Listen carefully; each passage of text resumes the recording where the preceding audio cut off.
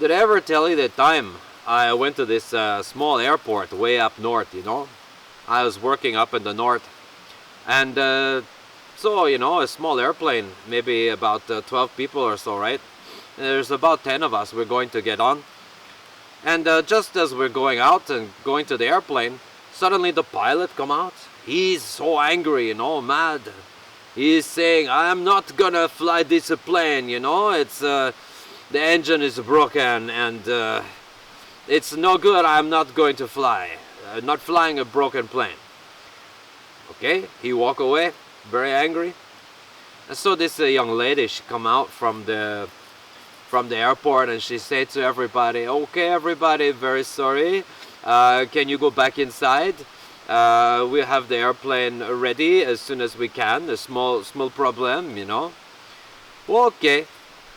So anyway, you know, after about 30 minutes or so, they come back and they say, okay, problem is solved, everybody, please get back on the airplane, very sorry for the delay. Okay. So as I go walking past this woman from the airport, I say to her, excuse me, so what happened? You fixed the airplane? She said to me, no, we just find another pilot.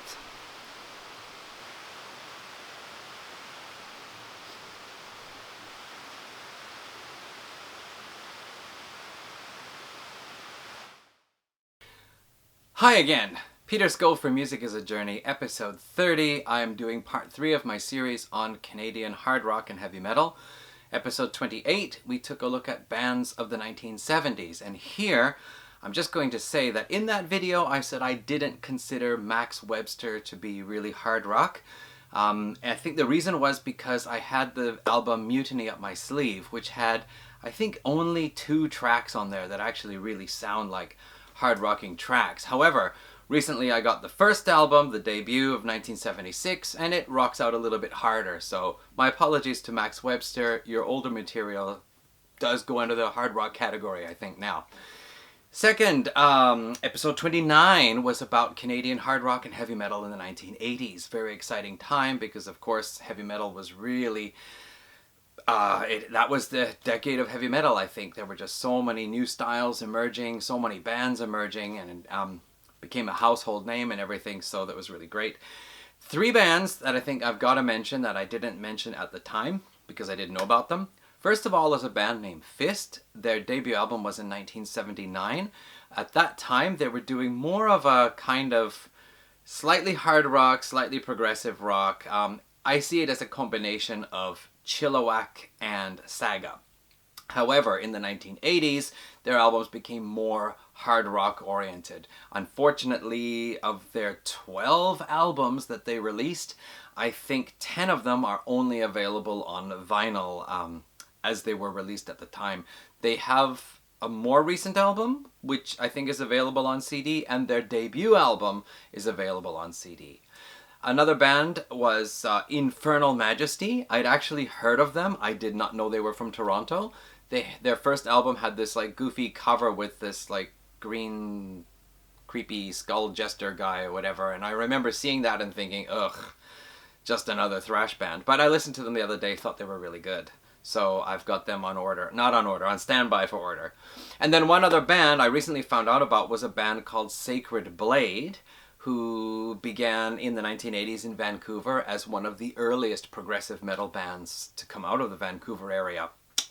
And they later on, they released an album. I'm not sure when they released the album under Sacred Blade, but by 2005 they had changed the name to Other World, where Other is O-T-H-Y-R. Whatever. Anyway, and they released an album in 2005, which I've listened to on YouTube, thought it was really good. And both albums can be ordered through the Sacred Blade website. You can either get them as digital downloads or CDs. I think there might be vinyl available as well, but I don't remember. Anyway, so those 3 from the 80s. Then, this one here, I basically want to take a look at the 1990s and the 2000s, what was happening in the Canadian metal scene, at least some of the bands that were coming out. There's going to be, at the very end, we're going to go into a little bit into the 2010s, because originally that's where I wanted to end off, just from 1990 to the present. However, at the end of this video, I'm going to tell you about that there is actually going to be a part 4 and a kind of special deal about part 4. So anyway, we're going to start off with basically another band that formed in the 80s, in 1984 in Vancouver. I only just found out about them last year. I did an episode of bands from the Vancouver area or British Columbia last year, not just metal, but like all types of rock. And I mentioned them briefly at the very end, but this is Blasphemy. They are one of the bands credited with starting war metal. I think they're basically a black metal band, but they came out with this kind of war metal theme. So here we have Fallen Angel of Doom, their first album in 1990. They released a second album in 1993, and then they were inactive for a while. They regrouped to play some shows. I think they recorded a live album, and then they were inactive again. I think it was 2008. They again played some shows, and I think did another live album. But anyway, and an important band in the war metal subgenre of metal, Blasphemy from Vancouver. Okay, another band to form in the 1980s anyway. This is Disciples of Power. They have 5 albums released. I think the band, I don't remember if they're still active or not, but if you go to Bandcamp, you can find all 5 albums there, $7 a piece for the download. There is no CD available. I tracked this CD down, I think it was Amazon. Anyway, this is the debut album. What was it called again here now? Power Trap from, is it 1989 or 1990? Around that time. Anyway, this is a band out of Medicine Hat, Alberta, and I've never heard of a metal band from Medicine Hat, but I think inside there's a little interview thing, or I read somewhere they said there was actually a pretty good metal scene going on in Medicine Hat at the time. So, surprise to me. But anyway, yeah, this is a kind of thrash death metal mix with some technicality as well. So it's here from the late 80s, early 90s. There's this kind of crossing over from thrash into death and also adding more technical things. A lot of bands were going through that. So Disciples of Power, Power Trap, this is actually quite a good and interesting album. Also a band that started in the 80s but carried through into the 90s, Sacrifice. This is my Canadian metal section here. Extreme metal section. It's all cleaned out basically, but I mentioned Sacrifice's 1990 album in the last video. Their 4th album was this one, Apocalypse Inside. This one here was starting to become a little more technical, a little bit more progressive. And then after that, the whole thrash scene really kind of struggled in the 90s. And I think they just thought if we're not going to be able to play our music, then we're just not going to play. And they went on hiatus for a long time.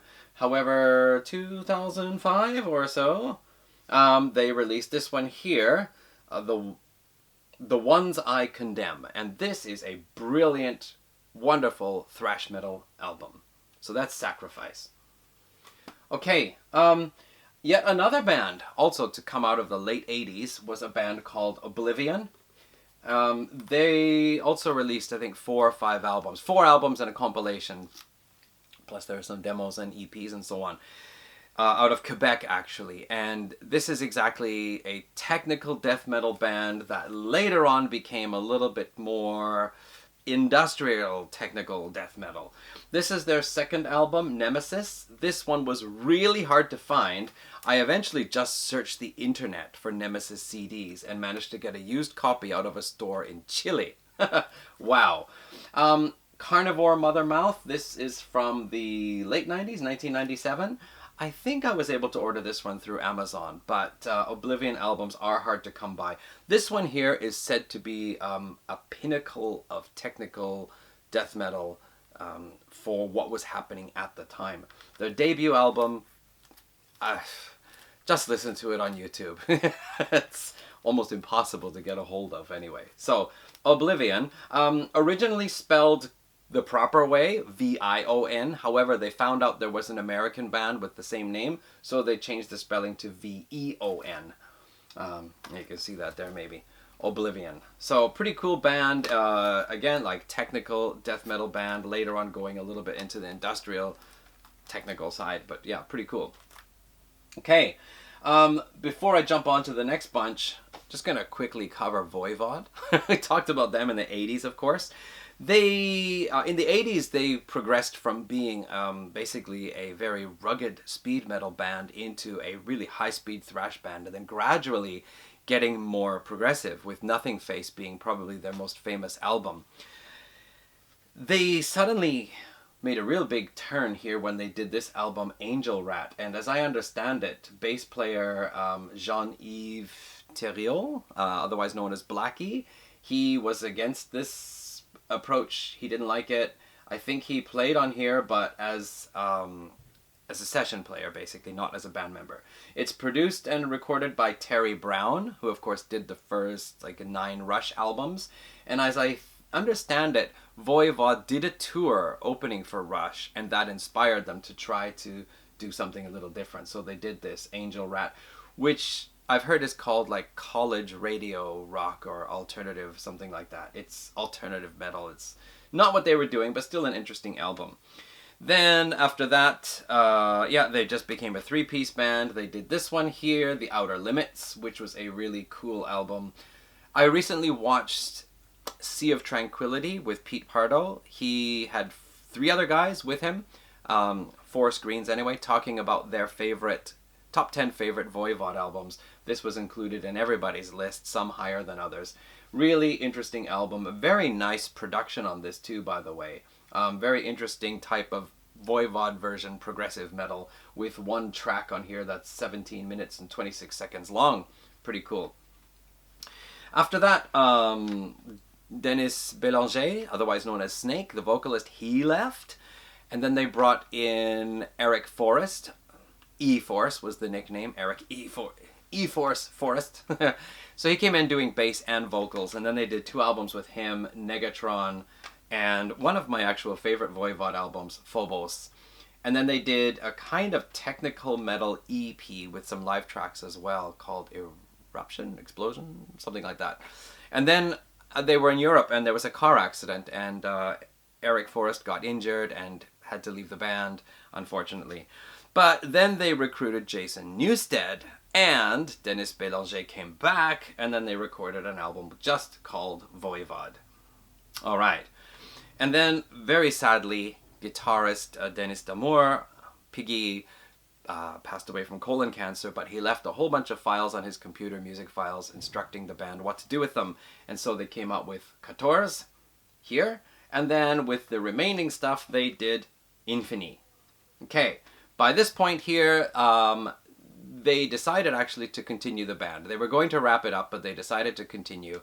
Blackie actually came back for a bit, and then they got in Daniel Mongrain, whose nickname for Voivod was Chewy. And they came out with Target Earth, which was actually kind of a return to the kind of progressive sci-fi metal style. So it's a really good album. And since then they've had an EP, and then the latest album, The Wake. Blackie is not on that one, but that was, I think, nominated or won. And it won a Juno Award 2018 for Best Heavy Metal Album.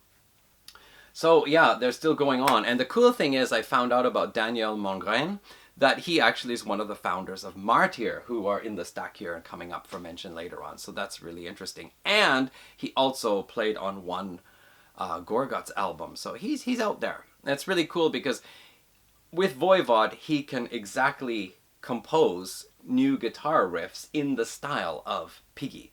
So this really does sound like a Voivod album. However, of course, the style of Martyr and the style of Gorguts are really very different. So I think he must be a really talented player. Okay, speaking of Gorguts, let's move on to Gorguts. Formed in the late 80s in Quebec, Montreal. They released a couple of albums in the early 90s. This is the second one here, The Erosion of Sanity. Starting out basically as a typical death metal band, and then starting to get a little more technical here.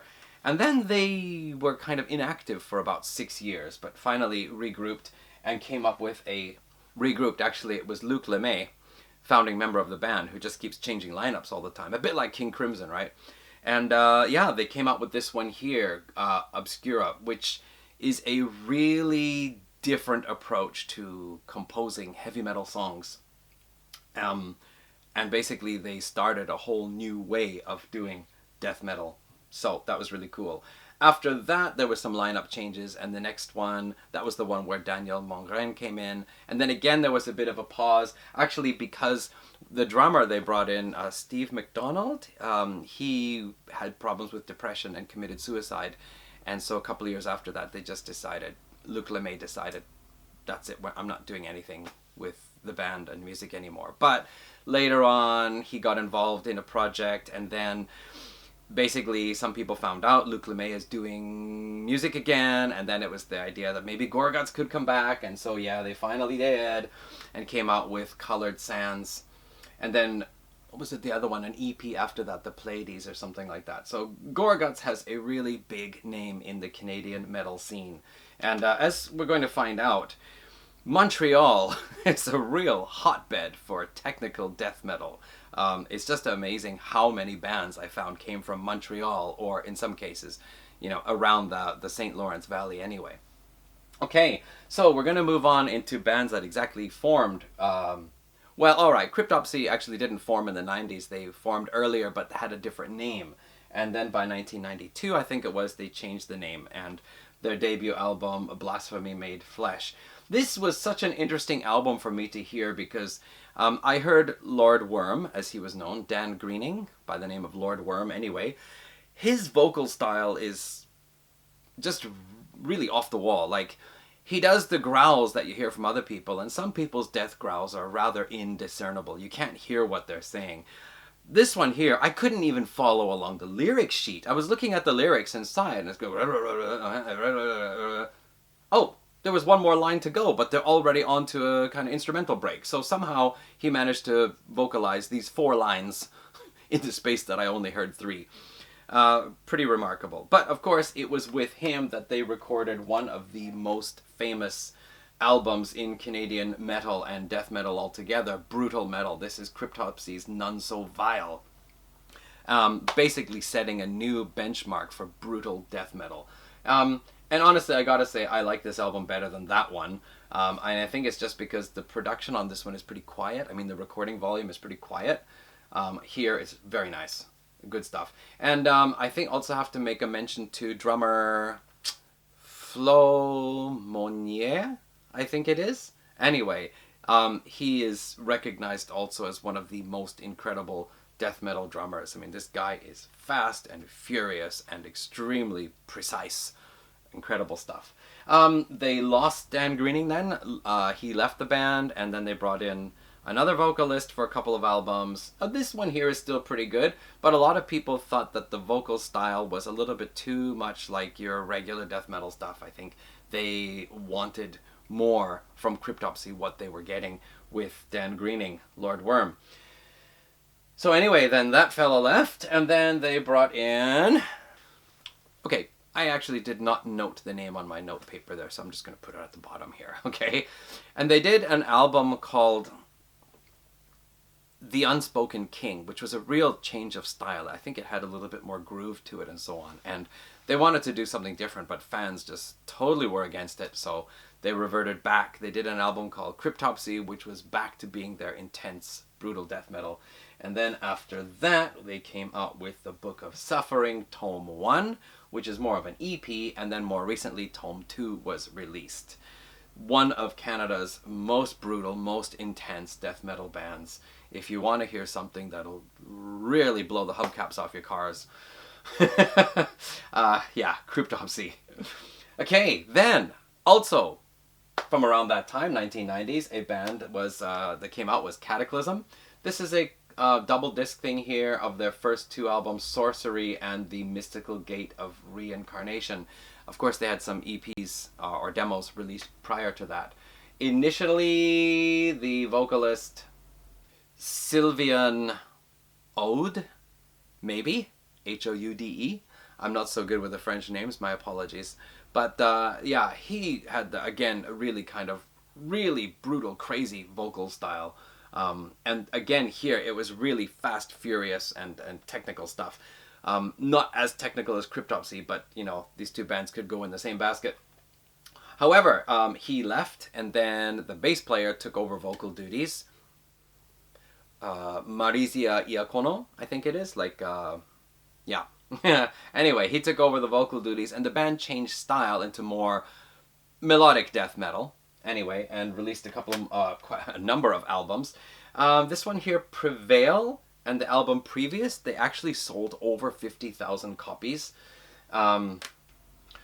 This was the first Kataklysm album I got, and I really liked the song Like Animals. That was the one that made me think, okay, I've got to check out more albums by Kataklysm. There are split views. A lot of fans like the older ones with Sylvian Ode on vocals, and some of them like the more melodic newer ones. But they are selling really well. Like a couple of albums reached 50,000 in sales. And what was their most recent album? The most recent album, Meditations, actually reached the Billboard Top 100? Yeah, number 61 on Billboard. So that's pretty cool for a death metal band out of Quebec to achieve that. So that's pretty cool, I think. Okay, we got more death metal bands coming out of Quebec. Quo Vadis. They've only released 3 albums over all the years. They formed in the 1990s. Debut album was 1996, I think it was. They originally also had female vocals and violin on the debut album, but the 2 albums to come after, this one Day and Tonight and the next one, basically just going for a technical death metal sound, but I don't find that they are as heavy and as brutal as Kataklysm or Cryptopsy or Gorguts. There's a bit more of a thrash element, that kind of lighter tone, and the vocals are not as deep and growly. Anyway, Quo Vadis. Originally a Latin phrase meaning, where are you marching? Or where are you going? Now, one of the most interesting bands to come out of Quebec, this is Unexpect. Again, an album, a band that had a fairly long history of like 12, 13 years, but only released 3 albums. First one independently released. Their first and third album are just really hard to get a hold of. Again, you got to pay good money to get a hold of them. But this one here, In a Flesh Aquarium, I just picked it off, as usual, off Amazon, normal price. Amazing stuff, because it is just so many styles mixed together for almost every song. And I don't remember which one it was now. I was listening to one the other day, and it just reminded me, if you take, like, for example, imagine a Tim Burton and Dr. Seuss collaboration to make an animated movie. And imagine the story is that an innocent man is accidentally killed by some mafia guy. And because of some mix-up in heaven, the innocent man is sent to hell, and the mafia guy is sent to heaven. And then the man's son finds out that his father was mistakenly sent to hell because either some angel or some sympathetic little demon comes up and tells him. And so, kind of like Remember Me, he has to then go to the netherworld and try to find his father and bring him back so that he can go to heaven. And the song reminded me of, if you can imagine the boy stepping out of the elevator to hell, and at that moment he is greeted by several figures of hell of various characters, as well as little groups of short squat demons and skinny winged demons and so on, and everybody is taking turns because they've got 2 different male vocals, the kind of raw throated vocals and the deep growly vocals. They also have clean male vocals used for choruses. They also have female vocals, at least one. It's either double track sometimes, or it's 2 women. I'm not sure. Anyway, just so many different voices and singing different parts. And they've got violin, and they have saxophone, and they have piano. And it just keeps changing. So it's almost like this figure of hell is doing their bit now. And then this other figure is doing that figure's bit. And then this chorus of demons is doing their bit. And it just keeps changing like that. So that was the impression I had. It's not an easy album to listen to, but when you're in the mood, it's brilliant. Alright, Protest the Hero. I only have this album so far, Fortress, their second album. I found out about them because I checked Loudwire's list of the 25 best progressive metal albums, and this one was on the list. Actually, June 18th, they just released, I think it's their 4th full-length album, Palimpsest, I think it's called. And their previous full-length album, Volition, actually was either a Juno Award winner or Juno nominee for Best Metal Album. So, Protest the Hero, pretty cool. They are, what are they? They're a progressive metal band in the kind of more metalcore sound, but very similar to Between the Buried and Me, actually. So, very interesting. I'm looking to get either Volition or Palimpsest next. Volition actually is rated very highly as a Canadian metal album. Okay, I'm going to move this stack before it tips over. Alright, we have Augury. Augury is also one of these technical, progressive death metal bands, but a little bit different from a lot of the others because there's a lot of clean guitar parts mixed in as well as some fretless bass, which is actually fairly common among Quebec tech death bands, but the fretless bass really stands out a lot on this one here. This is Fragmentary Evidence, their second album. I think it was 2008. They released a third album just 2 years ago. Pretty incredible band, but again, it's one of, you've got to really love this style of music to be able to listen to it. There are some days where it's just goes over my head. And then there are other days where I just can immerse myself into it. I think it's pretty cool. I know one of the collaborators on Metal Music Archives. He loves Augury. Okay, then I talked about Martyr previously. I didn't realize they were so old, but they actually formed in 1994 with brothers Daniel and Francois Mongrain. Anyway, of course, Daniel Mongrain, I mentioned him. He is Chewy in Voivod. So that's pretty good. I watched an episode of Overkill Reviews Worldwide on Banger TV where they focused on technical death metal bands from Quebec. And they picked 5 bands. And of course, I'd never heard of any of those 5, so I rushed out and ordered 4 of those bands. The 5th one, the CD, was a little expensive, so I didn't get it. But Martyr was one of the ones mentioned. I got this one here, Warp Zone. This goes back to 2000, actually. But it is a pretty cool album. And there's actually bonus tracks. There are 4 demo versions of songs on this one here as well. Haven't heard any other stuff from Martyr, but now that I know that Chewy of Voivod is on here, I might want to check out their stuff and pay a little bit more attention. Okay, another cool tech death band from Quebec, Neuraxis, one of the ones that was mentioned in the Banger TV video. All I can say is, because I got 4 different tech death bands from Quebec all at the same time, I haven't really mentally sorted who's who. But anyway, Neuraxis is this is just also a really cool album. And then there's Beneath the Massacre. I got Dystopia. I like it. However, I heard one of their other albums, I forget the name now, but it has a red cover. It was mentioned on a couple of lists, like Kerrang's list of top 15 Canadian metal albums of the last 10 years or something like that. It showed up on a couple of other lists of Canadian metal albums that you should hear, or really good ones or something. So I'm going to have to get that one. Along with Volition by Protest the Hero. Beneath the Massacre. And then probably the band that impressed me the most, and probably the one that is selling probably the best known around the world, is Beyond Creation. And I have their first 2 albums here. I liked Beyond the Creation enough that I thought I want to get another album of theirs. They released a 3rd album a year or 2 ago, so I might want to have to check that one out as well. Again, fretless bass, but not as much as Augury, but still it stands out enough. And I think the thing about fretless bass, what it does is it gives an extra sound, first of all, to the death metal sound, which is pretty much consistent. It's just, what each band is doing to stand out a bit. So the fretless bass does stand out. And I would compare them to Obscura from Germany for putting that much effort into making the fretless bass stand out. And it does also take its own melodic lead sometimes. And I think they also had some songs where they also featured some slower tempos and clean guitar for contrast, as Augury do too. So yeah, for me, Beyond Creation was just the most interesting of the 4 bands mentioned on that Banger TV video I saw. Actually, I was thinking to get a t-shirt even. But it's a little bit too late to order one now for this video. Okay, so that is basically all the bands. No, it isn't. There's a box behind me. Let me do that box first. This box behind me is Devin Townsend, Strapping Young Lad, Devin Townsend Band, Devin Townsend Project. Except for the latest album, Empath, I have everything. I don't have his Punky Brewster album because it was a download for a long time and I didn't know it was released on CD. I'm not sure if I can get it now. It might have been limited edition.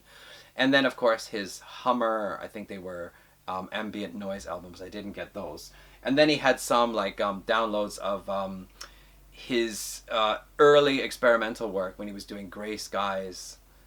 It had like assorted demos or something like this, which were downloads. So basically all the stuff that was released on CD regularly I have, except for Empath. So includes all 5 Strapping Young Lad albums, his Devin Townsend stuff, the Ziltoid stuff, the Devin Townsend Project stuff, the 2 Devin Townsend Band albums, Syncrestra I love. It's one of my favorite metal albums. And yeah, Casualties of Cool. The man has just done so many different things. He's metal, but he does so much other stuff as well that is pretty incredible. So there was a time a few years back I was just totally mad for everything that he did, and that's why I bought everything. And he was like the artist I was listening to at the time. So there it is. Yeah, I mean, there's just so much to say about Devin that I could make an entire episode just about that. And since I would have to do that, I'm not going to say any more. Just he is one of the most prominent figures in Canadian metal and quite well known around the world as well. All right, so I basically would kind of yes and no want to stop here, but before I mention the next project, I will mention these bands because originally this is what I was going to include. These are bands from 2010s, basically, formed late 2000s in the 2010s. We have Ancients out of Vancouver, progressive metal band with death metal tendencies and other things. I really like this band, especially the first album. Second album was really good. I think it won a Juno Award as well. So Ancients. I mentioned these guys in my video of bands from Vancouver and British Columbia. Another one, Arcspire from Vancouver, a really interesting tech death band. They have a unique style where the vocals almost sound like the rhythm section. The singing style is like this, like pretty cool. So yeah, I'm really impressed with this album. It's just really different. So Arcspire. Unleash the Archers from Vancouver Island, I think Victoria. Originally I heard they were more death metal, but they've started to go more power metal. I heard a couple of songs from here and thought, what a brilliant band. So I have their 4th album, Apex. It's a few years old now, actually. Blood Ceremony, also their 4th album. Again, I think their first album is more like a 70s doom metal style, but they do stick with that 70s sound, but they, their vocalist, she plays the flute, so there might be comparisons to Jethro Tull. This album has a lot of very non-metal tracks as well. It's very much inspired by late 60s, early 70s music, recorded on analog. Very interesting album, and I'd really like to get their previous album, which is rated very highly, but it's, again, now it's like you gotta hunt for it and find it. And that brings us to Spell, their 3rd album, Opulent Decay. Now this is the album that is going to segue us into my next project. I heard about them on Banger TV, saw the review. I was really impressed because it is like a metal band composing music but playing it in a non-metal way, if that makes sense. Like, it's very late 70s, early 80s. There's like Rush, Grace Under Pressure, and Rush Hemispheres mixed. There's almost like a Depeche Mode sound sometimes. There's all sorts of stuff going in here. It is a more like space rock psychedelic, progressive space rock psychedelic, but it was just such an interesting album. And that then made me think, how about the Canadian metal scene now? I mean, what is it really like? I never knew about Spell. I only heard about Ancients and Beyond Creation and so on. So I decided what I'm going to do is to make a episode 36. We're on episode 30 now, so it's at the end of the year when I do my, 12th episode of the year. Episode 36 is going to be about Canadian bands and albums. Canadian bands who formed within the last 10 to 12 years and albums that were released within the last 10 years, all right? I'm going to explain about that in another video, and instead of just making the one video, I'm going to put my exploration of Canadian metal music in small steps. So you're going to see videos of me checking out bands on the internet, getting CDs in, my impressions along the way, and then the final episode I'm going to explain what my top picks were and why and so on. But I'm going to explain about all that in the next video to come out. And then in between then I will have some more regular episodes, mostly heavy metal themed. Got one for 1977 and so on. So my videos do get long. It's very hard for me to make short videos. Anyway, I'm going to stop it there. So that's my collection of Canadian heavy metal from the 1990s, 2000s, and a little bit from the 2010s. And now it's expanding even more from the 2010s. So hopefully you'll be around to watch that. Again, thanks for watching today. Comments are always appreciated, and hopefully see you in another video later on. Okay, take care. Bye.